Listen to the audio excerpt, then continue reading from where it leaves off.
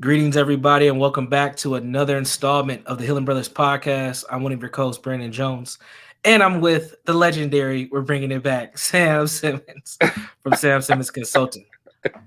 How you doing today, Sam? And I say legendary because I think this podcast today is going to have some legendary moments. People going to have to make a choice if they're going to rock with us long term or not after this one. Oh my goodness. How you doing before we, you know, Yeah, get I'm maintaining, man. I'm in a place of frustration and confusion as far as the stuff that's happening here in the Twin Cities. We've had a lot of shootings, a lot over the last, I would just say the last month, but definitely over the last few days, where a lot of young people, kids, have been involved and victims of these shootings, and that always hits me deep when the kids are. Anytime anybody's harmed, but it's just something about those kids just can't even play. Can't even be with their parents. Can't live their lives without being victim or subjected to gun violence. So, as somebody who does this work, I get extremely frustrated because I feel like energy is focused in one direction, like when white cops kill us, and then when we end up killing each other, it's just normalized. It ain't nothing, and that always frustrates me. oh, you and me both. Um, I think, you know, there was one in particular this week. I think it was either Friday, I think, where the child was shot sleeping in the back seat Mm-hmm. of the car. Mm. And evidently whoever was and they shot so many rounds that they had to start checking houses to see if they could find all the rounds. Mm. And the one round, they did find one round went into a house, and the woman was in the room where the round went in. Luckily, the round got stuck in the insulation, Wow. right? And and whoever was shooting, because it was a drive by, right? Mm. And when you're talking about a drive by from one um, car to another, they probably were following the car, right? Right. You know, and they drove up. I think probably was at a stop sign or whatever, and they were shooting at the parent, Mm. right? Mm-hmm. They were shooting at the parent. Mm-hmm.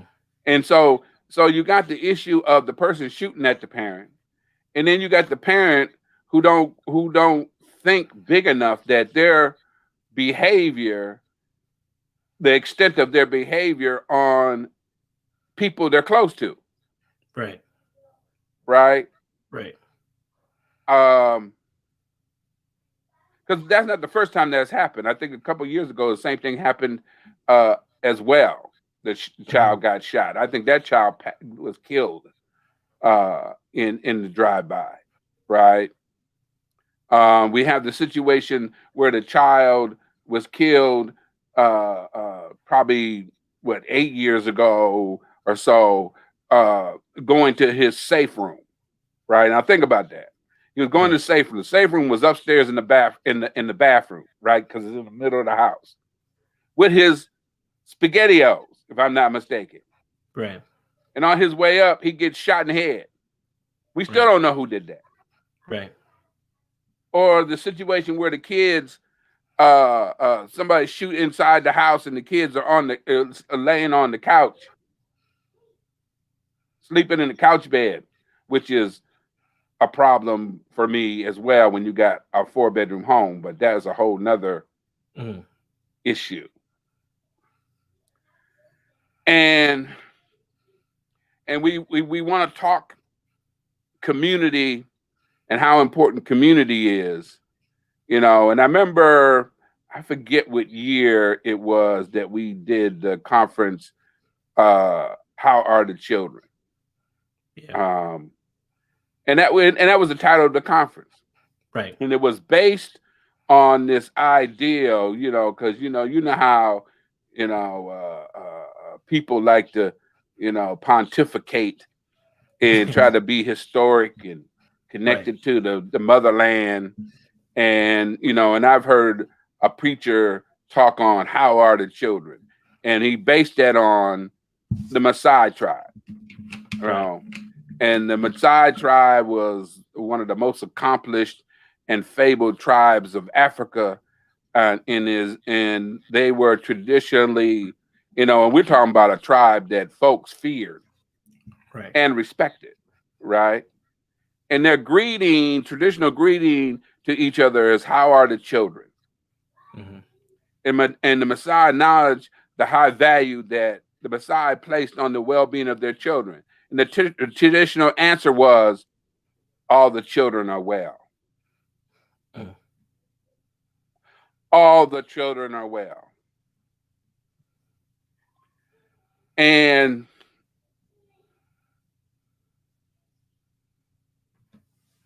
all the children are not well.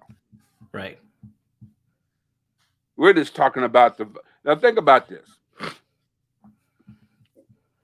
We have all this important, pushback on police brutality and killing, which is important, you know. But at the same time, while this is going on and been going on, we have the violence that the children are confronted with in certain communities often, right? And and I could be wrong, but I'm not seeing the energy at the level for it as well, right? But at the same time, if somebody brings this up, and we know that people who bring it up, especially some of our white counterparts, they don't bring up the violence that the children might be experiencing in the neighborhood because they care anything about our children. They don't prove that that's not true in terms of how we deal with child protection, how we deal with foster care when it comes to our kids, and all this other kind of stuff. But we cannot ignore that question. And we got mad when we had the trial, the Chauvin trial, when the defense had their expert and basically talking about the enlarged heart of Floyd, basically saying, well, he was going to die if his heart wasn't too large, he might have not have died. He might be able to took that choking, Mm. right? And it's Mm-hmm. almost like um, it's not that big a deal of a loss, right? And then if you say the same thing, well, what about, and I know people get upset about this black on black crime, and I understand why, but statistically, black folks kill black folks and white folks kill white folks at the same numbers because we're so segregated. Okay, that's just the way it is. That is the numbers, right? So you ain't gonna gaslight me with that one. Somebody tried to gaslight me with that one. And I said, well, what about the white on everybody crime? And the dude looked at me all crazy. You know, Right. you know, you know, you kill your own, you kill everybody else, and you base the beginning of this country of killing folks. And so get go get me somewhere. Go somewhere with that. Okay. But it's almost like and I'm not, because I don't even like using the word fair, but it's almost like we can't do two things at the same time, right? We don't Right. have the option only dealing with one or the other if we're talking about the lives of our people and the lives of our children in particular. We don't have that luxury. And and I look at I look at the corner where that happened with the baby. The baby's in critical condition. I checked to see if the baby had passed. Luckily, the baby hasn't. Didn't see anybody really around. at the time. I guess there's a vigil going on now or happened today. And the idea that we cannot even connect the dots to the violence of the police department. We got this cycle of violence, right? Right. We have this cycle of violence. Because when you look at the history of the policing in our communities, we talk about how they police our communities. But in the 70s and 80s, they didn't even they wouldn't even come in the community. Right. Right? And that's why there was an uproar by the black community leaders about why aren't you protecting us in our own community? And then when they showed up with, military weapons. Oh, you want us in here? Well, we'll show you how to be in here to deal Right. with you animals. Right? So when we think about policing, when you got a community that cannot trust the system that is supposed to protect them, you don't leave many options. Right. And again, are you trying to? No, I ain't trying to justify anything. I'm just saying, if you really, you got to connect the dots. Right. And then when you start talking about, again, whatever way a person want to respond to this, so be it. Defunding the police and all this other kind of stuff. What is the plan? Right. What is the plan? When we haven't found a way to confront the old individuals in our community that is killing us. We ain't even getting to the center of what that's all about. Right? As one woman asked me on the radio show one time, she said, Mr. Simmons, and we were talking about the Chauvin trial, because every week for the 3 weeks we did an evaluation. We just kind of summarized the week, and she talked about her concerns about the trial, and then she just stopped and she got silent on me. Mr. Simmons, because the folks who listen to the show regularly know what I do, right? And that I talk very directly about our trauma and how important it is for us to understand our trauma and the effects on us. Tell me what's going on with our young people to the point that they are comfortable killing each other. Right.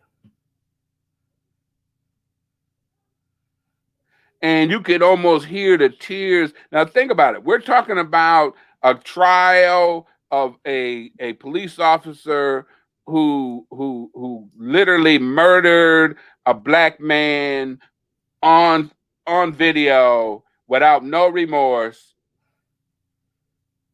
and who which he was concerned with, but that question broke my heart. Mm. Because I knew it's like I'm thinking to myself, I can try to answer that, and I did, but we needed more of a longer conversation to answer that. Right. To be honest, because there's a deepness to that, and it's all tied to our experience involving the violence towards ourselves and the internal racism that we have gathered as a trauma, as a result of our trauma, as a result of that external institutional racism and trauma, and the minimizing that our bodies and minds are worth anything. Right. And when I deal with my young men, and what's interesting, we can have a really logical and deep conversation more in most cases better with my clients than I can with the folks I deal with who's supposed to be professionals. Mm-hmm. Because them cats say, look, man, Mr. Simmons, I don't want to carry no gun. And they'll talk about, man, I just stay in the house with my children, right? And I just stay out of certain spaces. Right. You know, I had, they're learning how to, disconnect themselves from certain people. They're learning how to disconnect themselves from certain family members. Right. They're learning that they have to save their children first. And I was like, what do you mean children first? Well, sometimes we have to take care of our own before we can take care of anybody else. Right.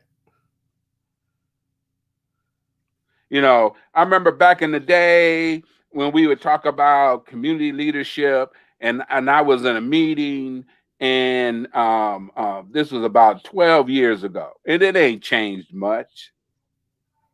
The person who was conducting the meeting was calling out suburban Black folks. It's like, and the ironic part is this same Negro lived in 4 suburban communities outside of the city, not the first ring suburb, not the second ring suburb, but the third ring suburb. Where if you had to look for another white person or anything white, it was a cow. And he said, what we need is for them brothers and sisters who live out in the suburbs to come back in the community and help. And I'm like, wow. And I stood up because, this particular person wasn't used to folks just, talking back to him in public. Mm-hmm. He was just another man to me. Mm-hmm. Right. Not another Black man, another man. How dare you tell me where I have to live and to help support the needs of Black people in this community? Right.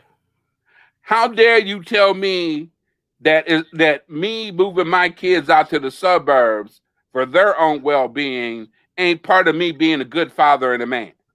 Mm. And then if you confront me and chastise me, why do you think I should come back in so you can chastise me some more? Mm. And then you wonder why with folks who really care about what's going on in the community don't come back. Right. Again, 2 things can be true at the same time. Right. All this kumbaya, what I call darky kumbaya, because you got different versions of kumbaya. Not granola kumbaya. No, not granola. Not no Fig Newton.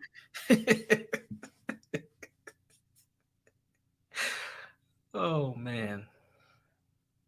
I mean, we got to get to a point that parts of our community has been traumatized and rolling with the trauma so long that they need to step back and take a look at how that trauma has affected their thinking, affected what they believe about what is community change and community leadership. Right. I was speaking to a group of folks from a major hospital. I mean, world-renowned hospital. They have this weekend or this Friday, because now you got all these organizations that have their, conversations, their conversations about race and all that kind of stuff. And they messed around and invited me. Man. And it was like almost 500 people. Because when I say major medical organization, we're talking about worldwide medical organization. So we're talking about they had people clicked in from around the country. And if you catch me before noon, Actually, you catch me before 3 o'clock in the afternoon, then it might not these days. I'm liable to say anything. I mean, some people might think it's reckless, but what might sound reckless to you, if you sit back and think about it all long enough, ooh, that wasn't that quite that reckless. It sounded reckless, but Right. ooh, Right. And every time lately, the good people, there's always this question: how does your community heal when it's still under attack? Right. Or how do you lead, or how do you be a community leader in a community? And one is we have no other choice. We've been under attack forever. But being under attack don't mean you can't fight at the same time. Right. But your fight got to be more holistic and not singular. Right. Right? You got to deal with what's coming at you, and then you got to deal with how that affects you at the same time. Like I said, I don't like using the word fair, but that's just the way it is. It's both fair. And the other thing is if you believe in something, you lead in hope that your people may follow. Right. If you, because you can't chastise people into following you and think that's healthy. Right. Right. And well, I don't understand what you mean. Well, let's because what has been irritating me a lot, both on the so-called right and left, whatever, so-called woke and unwoke, and all the other goofy stuff to go along with that, right? Everybody wants to talk about Martin Luther King. Martin Luther King is everybody's friend now, right? But there was even people in the community that didn't believe in what he was talking about. Right. Right? My father would say, watching the black and white TV, and he would say, why don't that Negro leave them white people alone? Because them white people don't like you down there. And why don't you go get a job? Right. I mean, he's yelling at the TV. But we don't talk about that. Right. And we know at the time, white folks thought he was a communist. Right. Because he was talking about treating black human beings like human beings. Think about how off the lunch that is, that you got to this day, you still got to have slogans called Black Lives Matter. And then you have people who on the right want to quote how a peaceful Martin Luther King was to their convenience, when back in the day even the so-called liberal, so-called media, some of them old cats who are still alive was calling him all out his name. And the thing about it is, even though he was getting that pushback from all sides, and he got even more pushback when he started talking about the Vietnam War. Right. He got pushed back by the folks in his group. Oh, well, I don't know why you should do that, Martin. Johnson, he signed the Civil Rights Bill, and, that's his war. It's like, Negroes, please, wrong is wrong. They shouldn't have had to be in a situation where you had to sign a Civil Rights Bill to start with.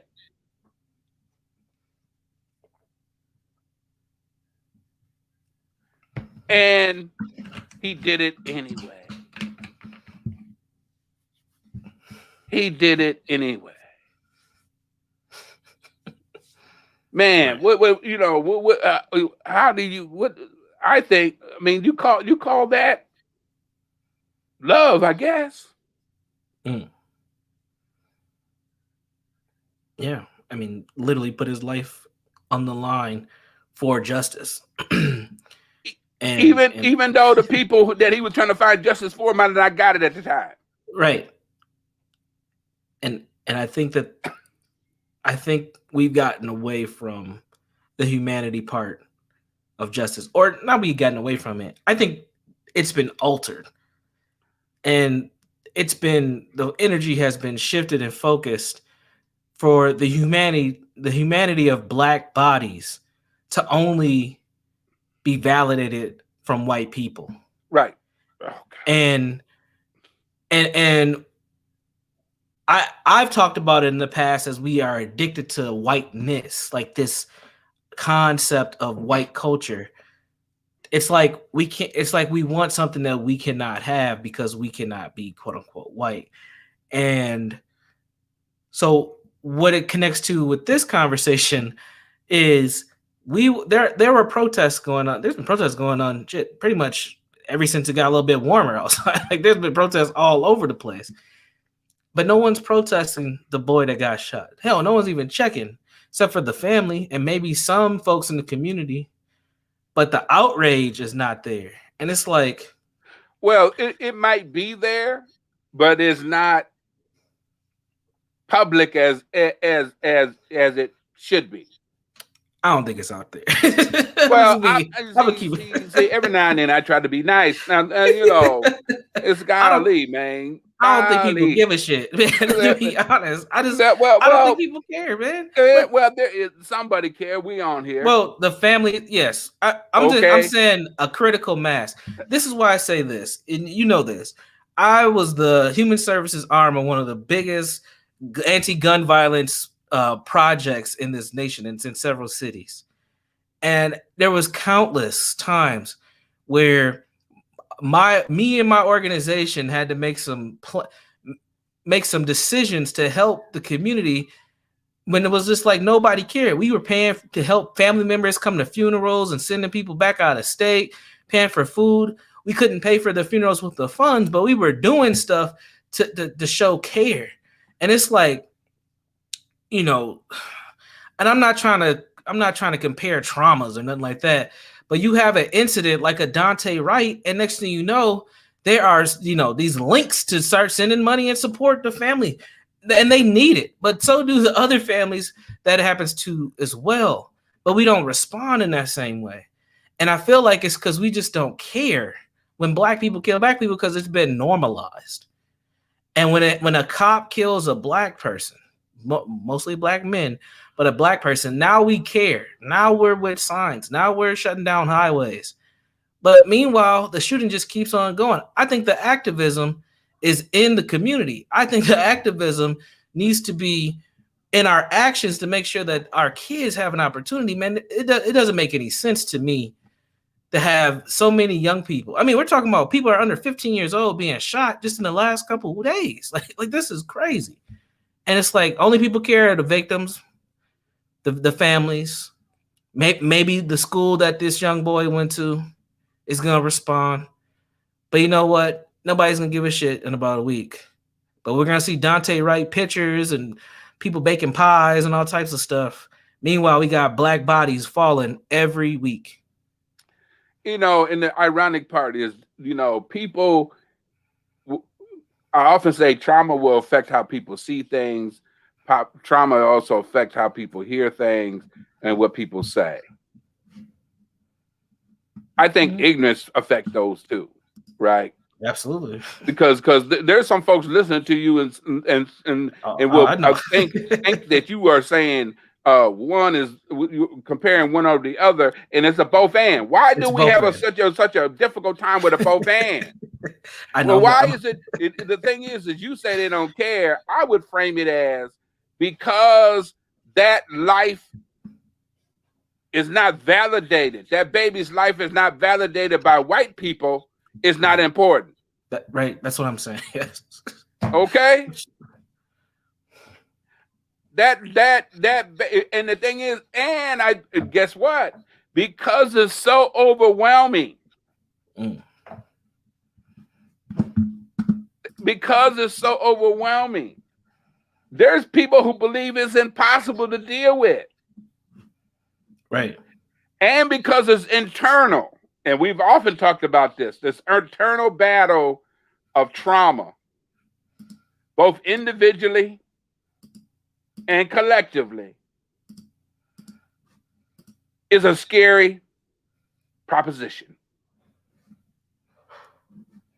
holding your own accountable, Mm. right? Yeah. And we came up with this term. Now everybody wants to use it, and I don't know if they really fully comprehend what it really is all about. Compassion, accountability. Hmm. And in my conversation this weekend, one of my conversations, and I always, when I talk, I always throw that in there. I don't care if I'm talking about what police are doing to black folks, or how black folks got to deal with their trauma, or how do we deal with that trauma. Compassion, accountability. You know, one of the persons said, black individual says, Sam, when do we have compassion for us? Right. Yeah. So we lost it, man. We lost. I I don't know mean, what happened.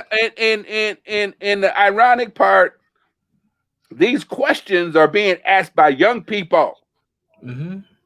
I had a person who's nationally known, who works with youth gun violence, that checked in with me, because young activists periodically check in with me, because they know that I will listen and help them sort out what their thoughts are. Because sometimes they feel like they're going nuts because they have certain thoughts, and they're legitimate. And I was surprised when she says, Mr. Simmons, our community hasn't cared about young people for years. Mm. And this is a person whose job is to deal with community violence with young people.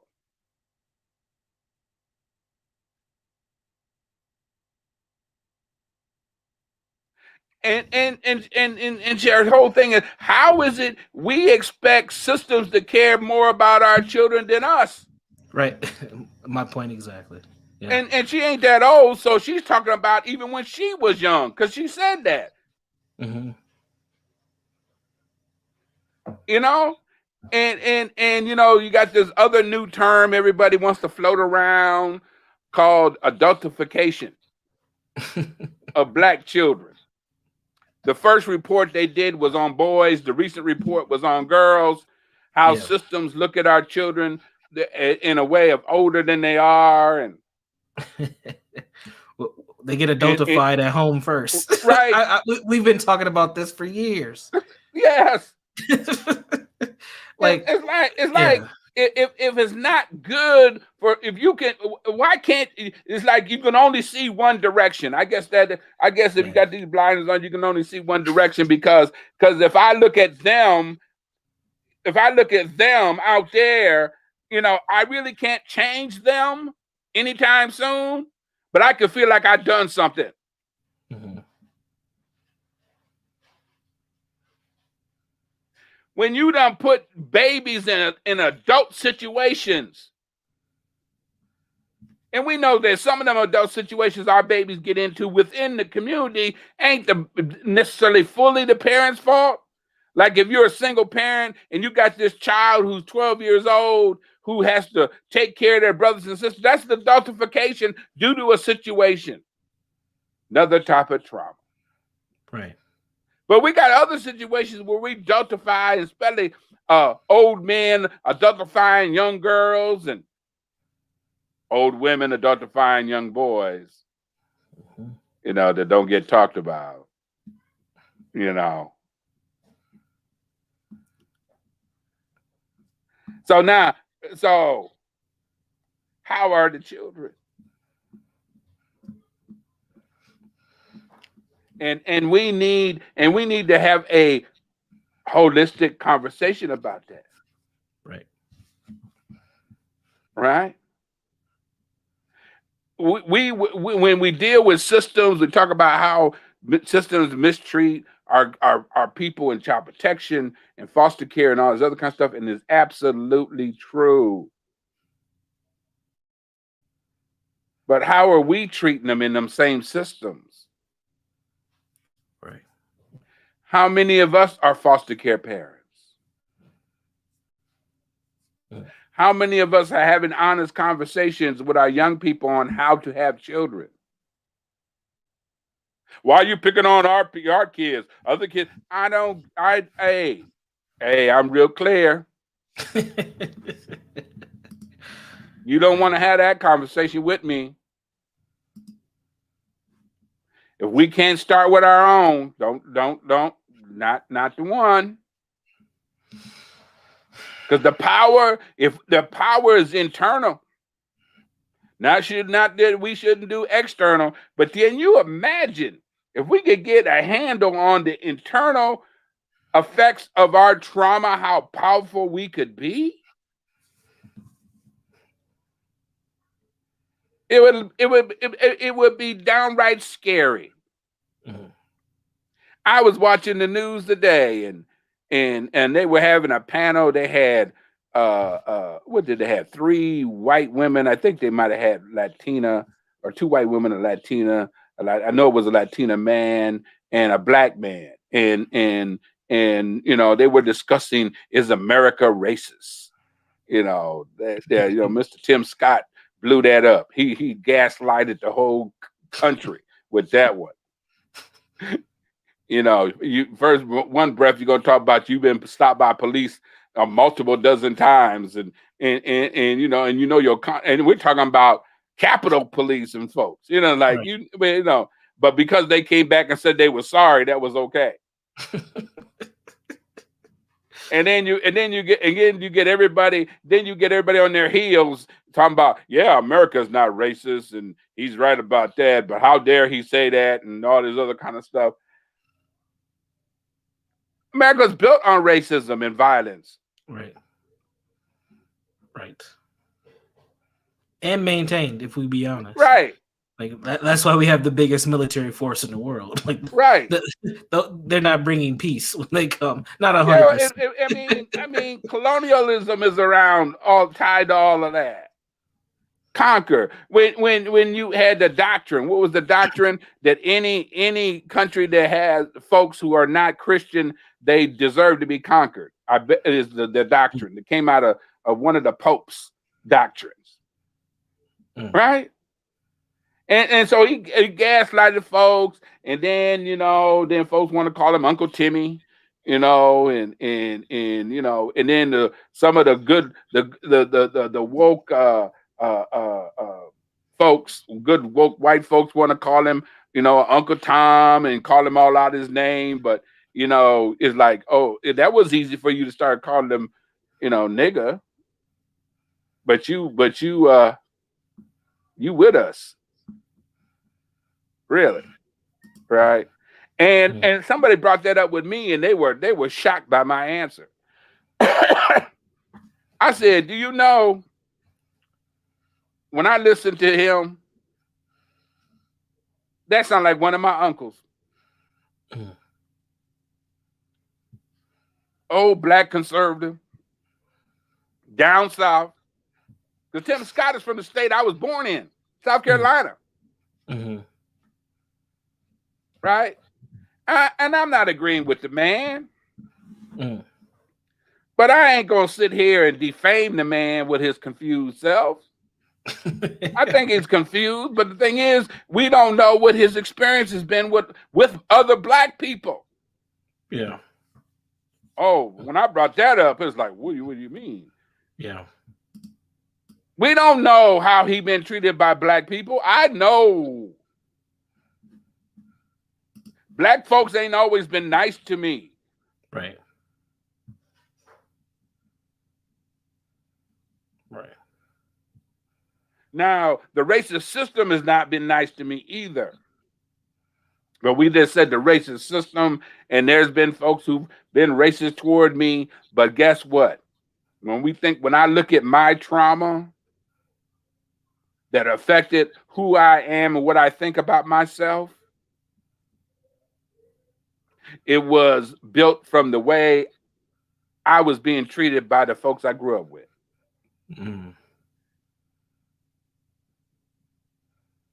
The folks I grew up with. So again, 2 things can be true. Right. Right. And I often talk about the exercise when we're talking about trauma, the black list and the white list. We're talking about the personal list, not the systematic list, the personal list. Mm-hmm. Once you understand what trauma is, because not everybody understands what trauma is. And in our community, we don't even know we've been traumatized. It's so normal. Yeah, exactly. Okay? And we're not allowed to talk about it. And you have them do the two lists. Now that you understand trauma and you've been able to identify some traumatic events in your life, who was involved with that trauma? Right. And majority of the folks, black list is longer. How do we deal with that? How do we deal with that and at the same time still love our blackness, still fight for what's right for our community and people in general, and learn how to forgive each other quicker than we learn how to forgive white people?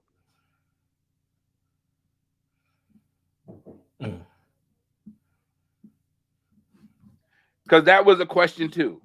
How do you learn to forgive? I said, well, in the community, sometimes I got folks who are educated, smart as hell, who don't believe in forgiveness. Literally told that to me to my face. And I said, why don't you believe forgiveness? Because people will do it again. Well, that ain't what forgiveness is about. Right. I mean, if you're a liar, even if you're family or not, you ain't gonna stop lying. If you've been lying all your time, because I forgave you. Forgiveness is about accepting the fact that your family member is a liar and you can't trust them. The dumb part is you forget that. But I can understand that because I was taught in a family, religious family, that baby, one of my grandmas, baby, you need to forgive and forget. And I spent 35 years of my life thinking there was something wrong with me. You know why? Because I never could forget. Yeah. The nightmares were still there. And when I understood is I don't need to forget to forgive. And I don't have to have the same kind of relationship with you that I had before to forgive you.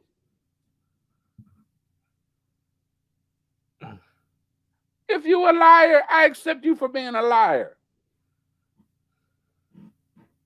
I'm just not going to believe much of what you say, but you fun. Right. And then if I don't want to be bothered with you, it'll hurt my heart. Forgiveness is not easy. It might hurt my heart not to deal with you again, especially if you're family or you're a good friend. But I have to save my heart. Right. Right. From the greater hurt. That if you do it to me again, I'm going to get out of character. Which is going to be bad for everybody. And so when we're talking about dealing with all of this, we're talking about dealing with the full truth. It's like when I deal with my clients and a lot of my clients, even though they're young, they got several kids and they want to waste my time talking about the mother of their children, which I refuse to allow them to do. Like they weren't there. And get them to understand that if you truly care about your children at the level you say you do,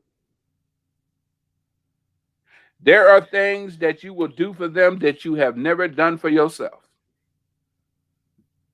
And one of them would be to start by maybe no matter what is going, no matter how you see that mother, you changing the view of that mother for the good of the children.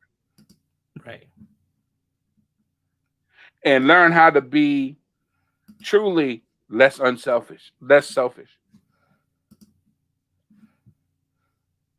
Mm.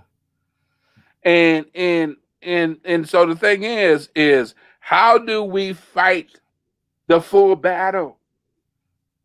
And then maybe some of us can't, but how do we support the ones who, how do we come together enough? And again, and I say that loosely because another thing that comes up on the radio show, oh, we're not gonna do well as a black people until we come together as a people. Well, I don't know why we can't come together like as a people like the other cultures. Well, guess what? Your experience is unique, especially in America, especially if you have slavery in your background. Your experience is unique. Think about those other cultures. Think about their cultures and their history is still intact. Mm. They're different. That's one of them things about this whole idea of people of color and all like that. There comes a time when we have to be specific Right. about our experience and be okay in talking about how it's different, even if people don't want to believe it or not, because they figure that if you start being specific, talking about how your experience is different and your experience with trauma is different, that your culture is tied to trauma in America, that does not discount you. Now we're gonna get gaslit again. Why can it be when people of color or BIPOC? And somebody called me out on that too. But BIPOC is really black and indigenous and people of color. Mm-hmm. And I said, my bad. You understand? But that don't change what I'm saying. Right. If we talking about black people, it's okay. That don't mean anti anybody. Right. I don't see nobody else got to make no excuses about talking about their culture. Talking about just them. Right. And defending their culture too. Right. There ain't no I'm a black man in America. And I can't forget that if I wanted to. Mm. But I know if I can get a handle on understanding and sorting through what is culture versus trauma, or just accepting the fact that my culture is based on surviving the trauma of America, gives me a better position, because now you can't use it against me. Right. Now you can't gaslight me and throw me off my square. Like I said earlier, well, what about black on black crime, Mr. Simmons? Well, what about white on everybody crime? And that white boy didn't know what to do on that. I ain't trying to, you ain't trying to, I'm not, hey, I ain't letting you off the hook. You don't give a damn about black folks. If you can't sit there long enough to deal with your so-called uncomfortable conversation about how the police systems were set up to keep us in control, let's talk about those covenants, those housing covenants. Let's talk about those housing covenants. They kept them housing covenants in control. Edina, yeah, over by the lakes. Who you think kept them suckers in control? Who you think they would? I mean, I remember when I was working at the hospital, and I had staff who lived out in Wazetta, and they would have the little staff parties, and everybody said I was the only, cool black guy on their staff. Let's put it like this: I was the only one who stuck around long enough on the staff to be the cool black guy. It would be. I mean, I think the longest that another black person worked with them was like 6 months. That's just how toxic the environment. But they knew better than me. Like, we don't say that crazy stuff to Sam because he'll cuss us out and dare us to fire. But they all wanted me at their parties, right? And And I would go early when the sun was up because they live in Wazetta and all this other kind of stuff, and they never paid it. They did. Somebody asked me about it one time, and I get in, I try to get up out of their neighborhood because every time I come in their neighborhood, I get stopped and asked, "What are you lost?" Motherfucker, I'm trying to find my way home out of here. Show me your light. Man, I just left. You want to go follow me back to the house I just left? I was at Dr. So-and-so's house. Oh, I was at Dr. So. And even sometimes I would have to call the man's house. So see, the thing is when you start having a broader conversation about the setup, and don't let folks gaslight you, get you all emotional. Them same ones that I don't know if the system is racist or whatever, and live in that damn neighborhood. Right? That was chasing me out. Well, Sam, I'm not.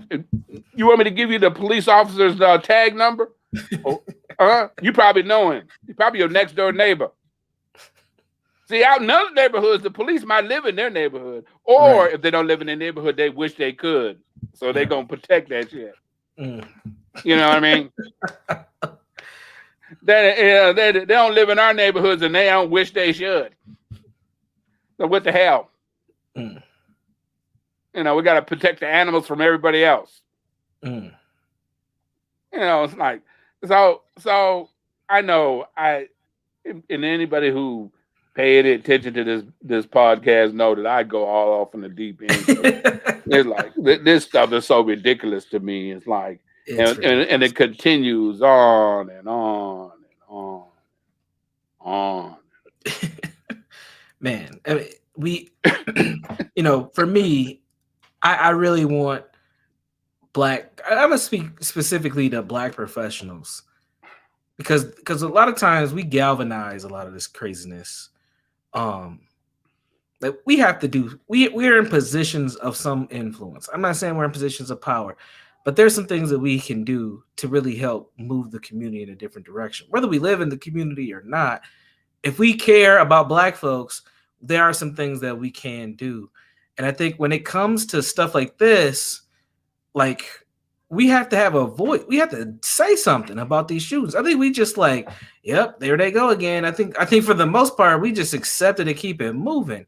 I mean, right now, as we're speaking, there's a march going on for Dante Wright.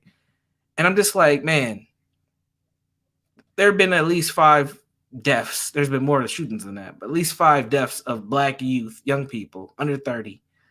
And they'll never know their names. And you know what's so bad about what you just said? They say the same shit on Fox Channel. I know I'm gonna be called a coon and an Uncle Tom, and I'm gonna get my Black card revoked because I care. But it's like I'm not saying that we shouldn't march for them, but I'm saying also we got to bring that same energy for these other families because I've seen the other side. I've talked to the mothers who've lost their children and the girlfriends who they've left kids behind, and I was that person who was staying up in the middle of the night, kind of trying to coordinate things to help families. So I've seen it, and it pains me that we have to keep dealing with this over and over and over again. And the title of today's show is "How Are the Children?" And I think that's where our solution is we as a community, we have to really focus on making sure that our community is set up for wellness and well-being of our children. And that means this clique culture that we have to aim directly at it and deal with it because it is problematic, man. We got young boys out here and girls. Increasingly, girls are starting to shoot too. It's like, what the hell is going on? But for the most part, it's young men, and they're not even fighting over territory anymore, Sam. No. It's not about money.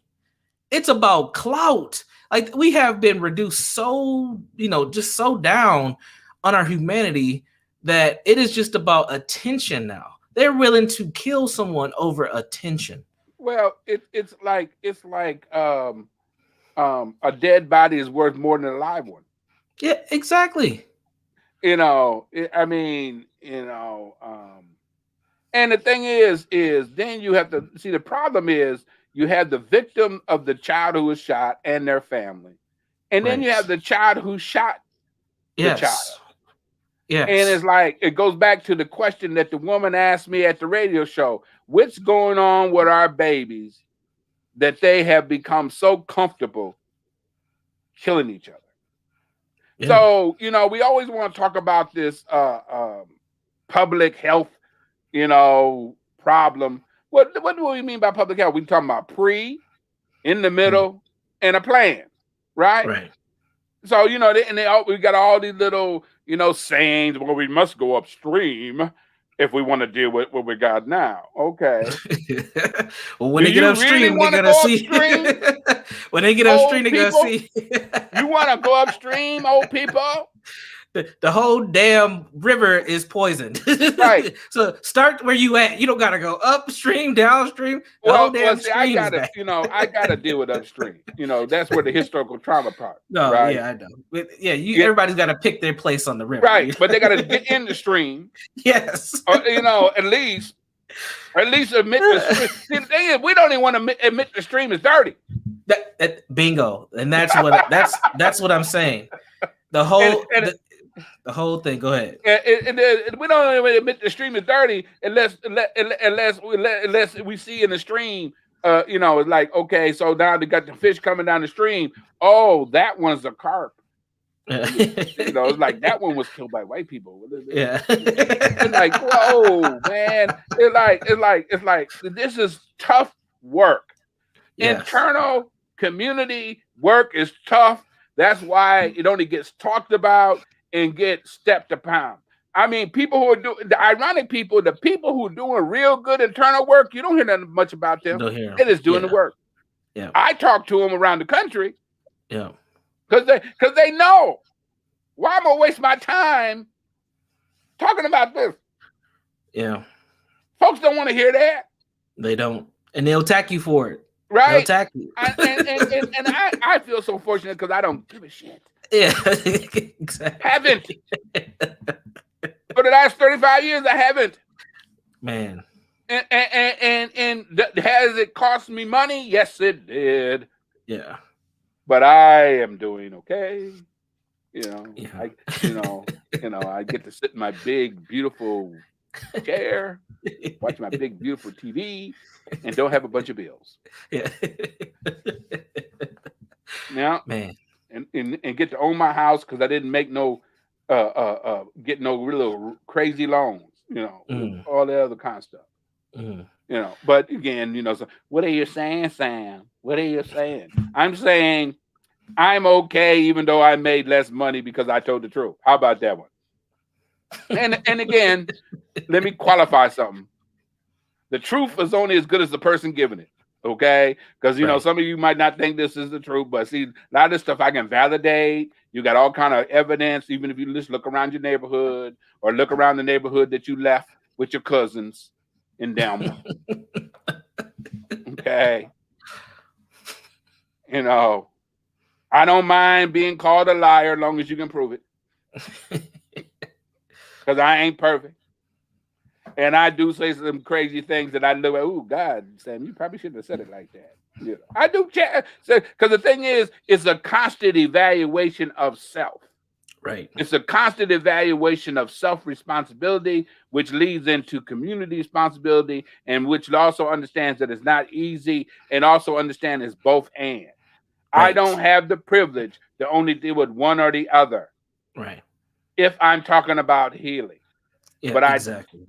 I will go down in dust saying, I think that we can get the biggest bang for our buck if we start doing some of this internal work with ourselves about being honest about what our culture has, how did it develop out of the survival of this craziness.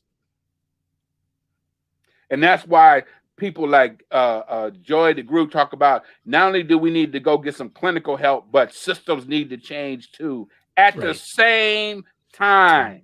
Right. Yep. So I don't know, man. It's just how are the children? You They're in know, pain. how are the children? And I want to be able to respond. All the children are well. Mm. I want to be able to say that, but I can't because. And the ironic part is, because my children are grown. My child. Some people say children, but that'll get me in trouble with my child. They're grown. My grandkids are well, but I'm not sure if they're always going to be well when they step out the house. Mm. Think about that. Mm. Okay, people. I'm this might be one of them topics you might hear about again and again. I'm at that point. 2000 in 20. My wife said, you done sat down there and got into your own mind, and you done what? Oh, you I don't know, you kind of scary. People. I don't know if people. She said, I don't know if people want you to come out that basement. Because it's not gonna be nice. So. I really. This was one of the few times in a long time I really had to think about my longevity, my grandkids, the children, my nieces and nephews who are good kids, who are struggling in this, who at times get drawn into this ignorance about what is black, and why is it that the ignorance of what is black got to be negative? Why all this negative shit is defined as what is black? Right. And accepted. Yeah. So, and then at the same time, we want to talk about black excellence and all this other kind of stuff. That's fine, but we need to make being honest about our healing and our full range of experience of trauma due to some systemic racism. See, again, I'm not leaving that out. Right. It's both and. It's a both and. All right, folks, that's going to wrap us up for today. Thanks for checking out another installment of the Healing Brothers podcast. Please be sure to share the podcast as we go live every Sunday at 3 p.m. Central Time, and subscribe to the YouTube channel. We'll see you next week. Peace.